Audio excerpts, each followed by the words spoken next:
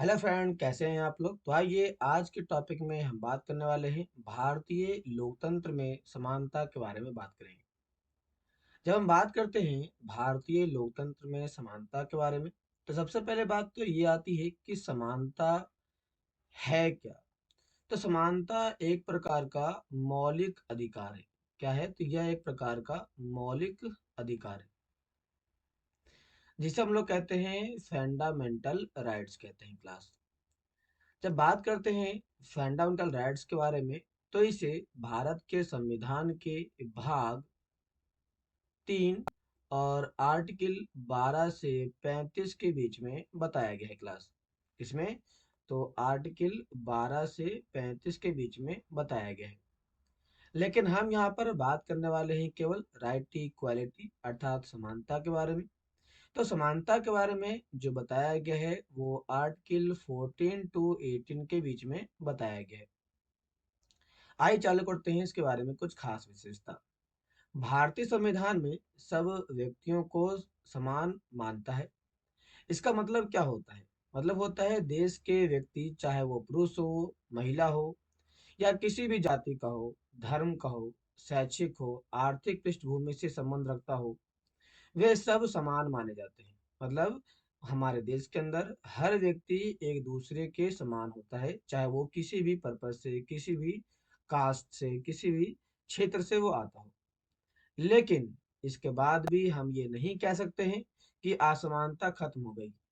हम ये नहीं कह सकते हैं कि यदि हमारे देश के अंदर इन लोगों को इन सभी बेसिस पर यदि समानता दी गई है तो असमानता नहीं है, ऐसा नहीं कह सकते हैं।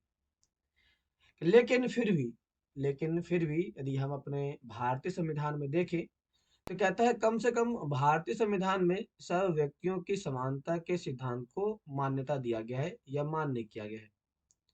जहां पहले भेदभाव और दुर्व्यवहार से लोगों की रक्षा करने के लिए कोई कानून नहीं था, अब अनेक कानून लोगों के सम्मान और उनके साथ समानता के व्यवहार को सुनिश्चित करने के लिए मौजूद है।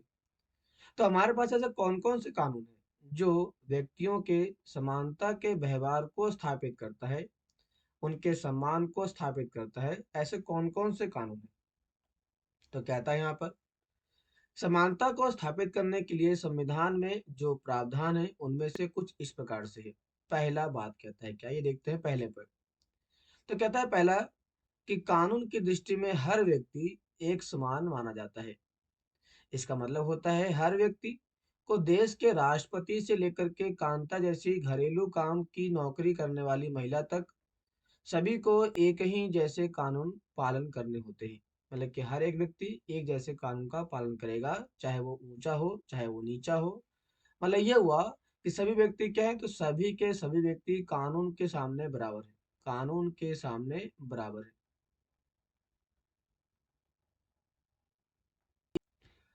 आगे कहता है दूसरा पॉइंट, किसी भी व्यक्ति के साथ धर्म, जाति, वंश, जन्म स्थान या उसके स्त्री या पुरुष होने के आधार पर भेदभाव नहीं किया जाता। मतलब ये हुआ कि यहाँ पर लिंग के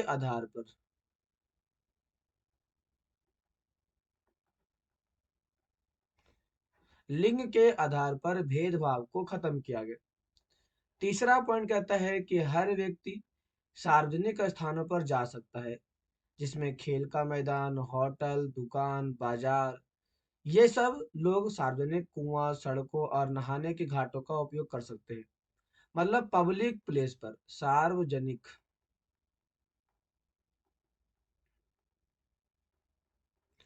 सार्वजनिक स्थानों पर जाने का अधिकार देता है।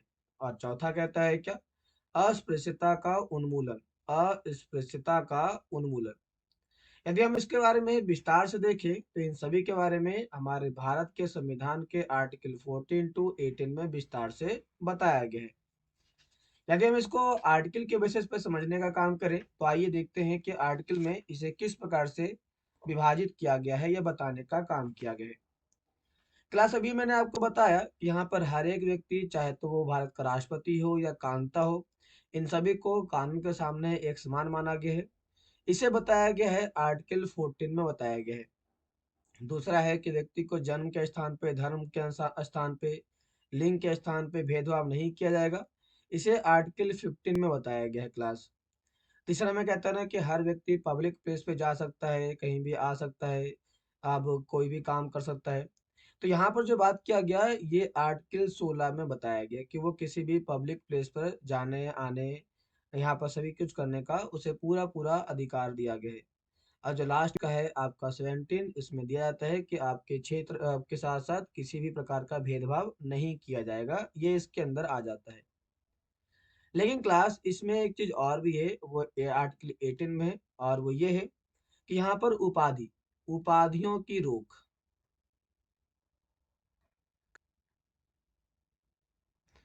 उपाधि का मतलब होता है कुछ लोग ऐसे होते हैं जिनके जन्म के साथ ही उन्हें कुछ उपाधि या फिर उनके प्राचीन टाइम से ट्रेडिशनली ही कुछ नए नए नाम जोड़े जाते हैं ना, ऐसे चीजों को रोकने का काम इसमें किया जाता है। कहता है शासन ने संविधान के द्वारा मान्य किए गए समानता के अधिकार को दो तरह से लागू किया। जब हम समानता के स्थापित करने की बात करते हैं तो इसे दो तरीके से हम लागू कर सकते हैं। पहला तरीका तो है हमारे पास है कानून, हम कानून बना सकते हैं और लागू कर सकते हैं। लेकिन दूसरा तरीका है यहाँ पर सरकार की योजना और कार्यक्रम। तो सरकार की योजना, गवर्नमेंट की प्लानिंग के माध्यम से हम इसे लॉन्च कर सकते हैं। अब आइए देखते हैं कि इसमें कौन कौन से काम किए गए हैं, आइए देखने का काम करते हैं। भारत में ऐसे अनेक कानून हैं जो व्यक्ति के समान व्यवहार प्राप्त करने के अधिकार की रक्षा करते हैं। कानून के साथ साथ सरकार ने उन समुदाय जिनके साथ सैकड़ों वर्षों तक असमानता का व्यवहार हुआ, उनका जीवन सुधारने के लिए अनेक कार्यक्रम योजना लागू की गई। ये योजनाएं यह सुनिश्चित करने के लिए चलाई गई कि जिन लोगों को अतीत में अवसर नहीं मिले, वे अब उन्हें अवसर प्रदान किए जाए। इसीलिए हमने अपने संविधान के अंदर आरक्षण के प्रावधान को शामिल किया गया, आरक्षण के प्रावधान को। ये आरक्षण का प्रावधान समाज के उन लोगों को दिया जाता है जो समाज में क्या है, तो समाज में पिछड़े हैं, या एससी कम्युनिटी के हैं, या एसटी कम्युनिटी के हैं, या फिर वुमेन है, ऐसे लोगों को हम देने का काम करते हैं। 31 दिन में सरकार द्वारा उठाए गए एक कदम है मध्यम भोजन की व्यवस्था, इसे कहते हैं मिड डे मील, हम इसे कहते हैं मिड डे मील। आइए बात करते हैं मिड डे मील के बारे में। तो कहता है ये एक टाइप का सरकारी प्राथमिक स्कूल के बच्चों को दोपहर का भोजन स्कूल के द्वारा दिया जाता है। और ये योजना भारत में सबसे पहले तमिलनाडु राज्य में चालू किया गया था 2001 के टाइम में। सुप्रीम कोर्ट ने सभी राज्य सरकारों को अपने स्कूल में 6 माह के लिए प्रारंभ करने का निर्देश दिया था, और इस कार्यक्रम के काफी पॉजिटिव इम्पैक्ट पड़े। उदाहरण के लिए दोपहर का भोजन मिलने के कारण गरीब बच्चों ने अधिक संख्या में स्कूल में प्रवेश लेना और नियमित रूप से स्कूल जाना शुरू कर दिया। तो यहाँ पर समाज के उन लोगों को ज़्यादा फायदा मिला जो स्कूल से ड्रॉप आउट कर जाते थे, स्कूल को छोड़ दिया करते थे। शिक्षक बताते हैं पहले बच्चे खाना खाने घर जाते थे और फिर वापस स्कूल लौटते ही नहीं थे। परंतु जब वे स्कूल में मध्य मिड डे मील मिलने लगा तो उनकी उपस्थिति में सुधार आया। वे माताएं जिन्हें पहले अपना काम छोड़कर दोपहर को बच्चों को खाना खिलाने घर आना पड़ता था, अब उन्हें ऐसा नहीं करना पड़ता। इस कार्यक्रम से जातिगत पूर्वाग्रहों को कम करने में सहायता मिली। तो जातिगत भेदभाव जो होते हैं ना, हमने उसको कम करने के लिए मिड डे मील प्रोग्राम को लाने का काम किया। और ये क्या होता है, मिड डे मील जो प्रोग्राम था ये कहीं ना कहीं समाज के अंदर समानता को स्थापित करने का काम करता है। कहता है अगला क्या कहता है कि क्योंकि स्कूल में सभी जातियों के बच्चे साथ साथ भोजन करते हैं और कुछ स्थानों पर तो भोजन पकाने के लिए दलित महिलाओं को काम पर रखा जाता है। इस जाति को लेकर के हमारे अंदर जो भेदभाव निकल के सामने आता है उसे हम यहीं पे खत्म कर देते हैं। मध्यम भोजन कार्यक्रम ने निर्धन विद्यार्थियों को भूख मिटाने में सहायता की है, और जो प्रायः खाली पेट स्कूल आते हैं और इस कारण पढ़ाई पर ध्यान केंद्रित नहीं कर पाते हैं, उनके लिए भी हमने ये कार्यक्रम अच्छे तौर से शामिल किया गया। कहता है मिड डे मील कार्यक्रम क्या है। क्या आप इस कार्यक्रम के 3 लाभ बता सकते हैं। अभी हमने देखा, आपके विचार से ये कार्यक्रम किस प्रकार समानता की भावना को बढ़ाता है, ये भी हमने पॉइंट को देखा। इसको आगे वाले पॉइंट को समझने के लिए हमें ये पढ़ना पड़ेगा। कहता है कि यदि भी शासकीय कार्यक्रम अवसरों की समानता बढ़ाने में महत्वपूर्ण भूमिका निभा रहे हैं, किंतु अभी भी बहुत कुछ करने की आवश्यकता है। मध्यम भोजन कार्यक्रम ने निर्धन बच्चों का स्कूल में प्रवेश और उनकी उपस्थिति तो बढ़ा दी, लेकिन फिर भी इस देश में वे स्कूल जहां अमीरों के बच्चे जाते हैं उन स्कूलों में बहुत अलग है, क्योंकि प्राइवेट और सरकारी गवर्नमेंट के बीच में जो कॉन्सेप्ट है काफी ज्यादा अलग कॉन्सेप्ट देखने को मिलता है। जहाँ गरीबों के बच्चे पढ़ते हैं, आज भी देश में कई स्कूल हैं जिनमें ओम प्रकाश वाल्मीकि जैसे दलित बच्चों के साथ कोई भेदभाव, असमानता का व्यवहार किया जाता है। मतलब कहीं ना कहीं अभी भी भारत के अंदर असमानता का व्यवहार बड़े स्तर पर देखने को मिलता है। इन बच्चों को ऐसी असमान स्थितियों में ढकेला जाता है जहां उनके सम्मान की रक्षा नहीं हो पाती। ऐसा इसीलिए क्योंकि कानून बन जाने के बाद भी लोग उन्हें समान समझने से इनकार कर देते हैं। कहीं ना कहीं समानता का क्या होता है, तो समानता का यहाँ पर भेदभाव देखने को मिल जाता है। इसका मुख्य कारण क्या है, तो दृष्टिकोण में बहुत धीरे धीरे परिवर्तन आना। मतलब कि जब लोगों के अंदर परिवर्तन ही नहीं आएगा तो लोग उसे बदलना कैसे चाहेंगे, लोग उसे एक्सेप्ट करना कैसे चाहेंगे। इसलिए समाज में लगातार कहीं ना कहीं बदलाव आते रहते हैं, लेकिन फिर भी उनकी बदलाव की जो रफ्तार है बहुत धीरे धीरे आती रहती है। यद्यपि लोग ये जानते हैं कि भेदभाव का व्यवहार कानून के विरुद्ध है, फिर भी वे जाति, धर्म, अपंगता, आर्थिक स्थिति और महिला होने के आधार पर लोगों से असमानता का व्यवहार किया जाता है। वर्तमान दृष्टिकोण को बदलना तभी संभव है जब लोग ये विश्वास करने लगे कि कोई भी कमतर नहीं है और हर व्यक्ति सम्मानजनक व्यवहार का अधिकारी है। यदि हर एक व्यक्ति के साथ समान का व्यवहार होगा तो उनके साथ ऑटोमेटिक ही हम आगे और बढ़ सकते हैं और समानता को स्थापित कर सकते हैं। प्रजातांत्रिक समाज, लोकतांत्रिक समाज में समानता स्थापित करना एक सतत संघर्ष है। सतत का मतलब लगातार करने वाला संघर्ष है, जिसमें व्यक्तियों और अलग-अलग समाज को सहायता देना पड़ता है, क्योंकि एक व्यक्ति कभी भी इस प्रकार के काम को पूरी तरह से कर नहीं सकता। इसलिए इसे करने के लिए कहीं न कहीं बड़े स्तर पर हमें एक साथ आना पड़ता है। इसीलिए एक बात भी कही जाती है कि यदि समाज को सुधारना है, तो समाज को सुधारने के लिए केवल मुखिया या प्रधान ही नहीं, बल्कि लोगों के बीच में जागरूकता लाना बहुत ज़रूरी है। तो लोगों के बीच में जब तक जागरूकता नहीं आएगा, तब तक लोगों के बीच में हम इसे बढ़ा भी नहीं सकते हैं और उन्हें हम अपने देश के लिए, समाज के लिए जागरूक नहीं कर सकते हैं। इस पुस्तक में आप इसके बारे में और अधिक पढ़ोगे, लेकिन आगे पढ़ोगे क्लास। आगे कहता है इसमें क्या? अन्य लोकतंत्र में समानता के मुद्दे। दूसरे लोकतंत्र हैं जहाँ पर समानता के किस प्रकार के मुद्दे हैं, आइए देखने का काम करते हैं। शायद आप सोच रहे होंगे कि क्या भारतीय लोकतंत्र ही ऐसा है जहाँ असमानता का अस्तित्व है और जहाँ समानता के लिए संघर्ष जारी है। सच तो ये है कि संसार का अधिकांश लोकतांत्रिक देश में समानता के मुद्दे पर विशेष रूप से संघर्ष हो रहे हैं, जैसे कि यूएसए के अंदर और यूएसए के अंदर अफ्रीकी अमेरिकी लोग जिनके पूर्वज गुलाम थे और अफ्रीका से लाए गए थे, वे आज भी अपने जीवन का मुख्य रूप से असमान बताते हैं। जबकि 1950 के अंतिम दशक में अफ्रीकी अमेरिकी को समान अधिकार दिलाने के लिए आंदोलन चलाए गए हैं कि दोनों को इक्वल राइट दिया जाए, मतलब राइट टू इक्वालिटी दिया जाए। इससे पहले अफ्रीकी अमेरिकी के साथ संयुक्त राज्य में बहुत असमानता का व्यवहार होता था और कानून भी उन्हें समान नहीं मानता था। उदाहरण के लिए बस यात्रा से करते समय उन्हें बस में पीछे बैठना पड़ता था। जब भी कोई गोरा आदमी बैठना चाहे तो उन्हें अपनी सीट से उठ जाना पड़ता था। इस प्रकार के व्यवहार वहां पर देखने को मिल जाते हैं। कहता है यहाँ पर रोजा पार्क्स एक अफ्रीकी अमेरिकी महिला थी। 1 दिसंबर 1955 को दिन भर काम करने के बाद, थक जाने के बाद, जब बस में उन्होंने अपनी सीट एक गोरे व्यक्ति को देने से मना कर दिया। उस दिन इनकार से अफ्रीकी अमेरिकी के साथ असमानता को लेकर के एक विशाल आंदोलन चालू हुआ। इसे कहते हैं नागरिक अधिकार आंदोलन कहते हैं।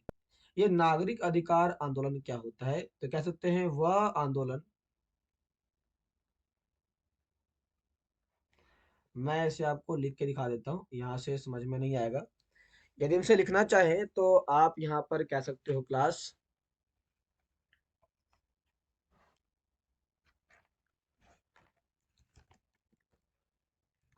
वह आंदोलन जो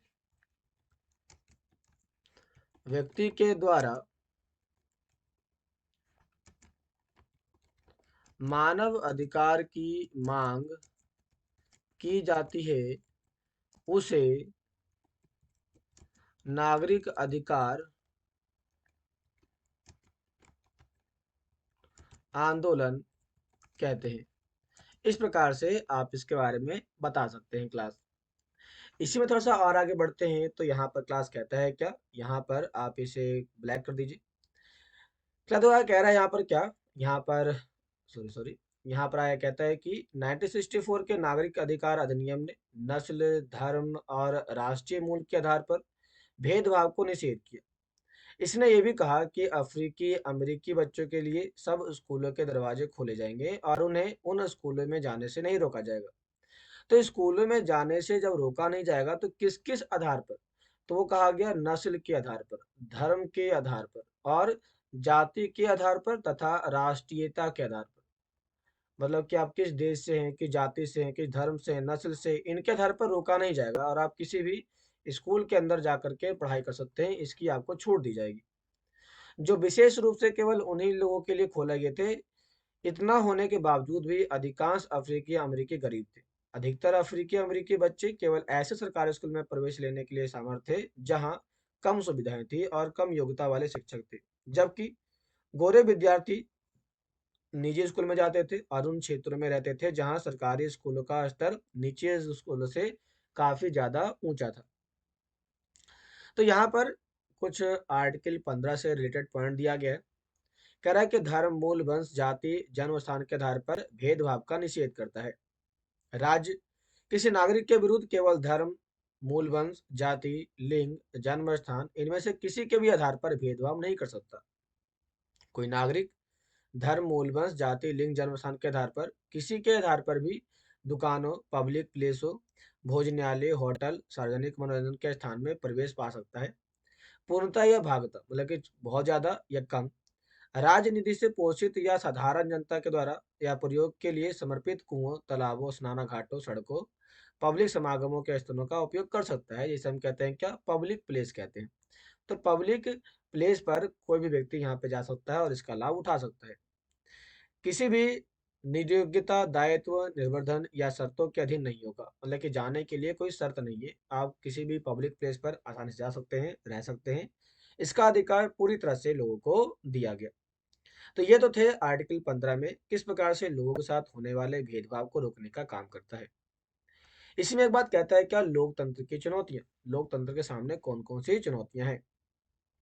किसी भी देश को पूरी तरह लोकतांत्रिक नहीं कहा जा सकता। हमेशा से ही ऐसे समुदाय और व्यक्ति होते हैं जो लोकतंत्र को नए अर्थ देते हैं और अधिक से अधिक समानता लाने के लिए नए नए सवाल उठाते हैं। इसके केंद्र में है संघर्ष, जो सब व्यक्तियों को समानता और सम्मान दिलाने का पक्षधर है। इस पुस्तक में आप पढ़ेंगे किस तरह समानता का प्रश्न भारतीय लोकतंत्र में हमारे दैनिक जीवन में अलग अलग पहलुओं को प्रभावित करता है। इन पाठकों को पढ़ते हुए विचार कीजिए कि क्या सब व्यक्तियों की समानता और उनके आत्मसम्मान को ऊंचा रखने की भावना को लोगों के द्वारा स्वीकार किया है या नहीं किया है। तो किया है, लेकिन उतना नहीं किया जितना कि होना चाहिए था। क्लास इसी के साथ हमारा आज का चैप्टर खत्म होता है। ये चैप्टर आपको कैसा लगा जरूर बताइए और वीडियो को सब्सक्राइब लाइक जरूर करें क्लास। इस प्रकार की वीडियो को और भी देखने के लिए हमारे प्लेलिस्ट पे जा सकते हैं और वहाँ पर आपको इस प्रकार की वीडियो पूरी तरह से दी गई है जिसमें आप इसके सारे वीडियो को देख सकते हैं। तो आज के लिए इतना ही, मिलते हैं नेक्स्ट क्लास में नेक्स्ट चैप्टर के साथ। तब तक के लिए धन्यवाद।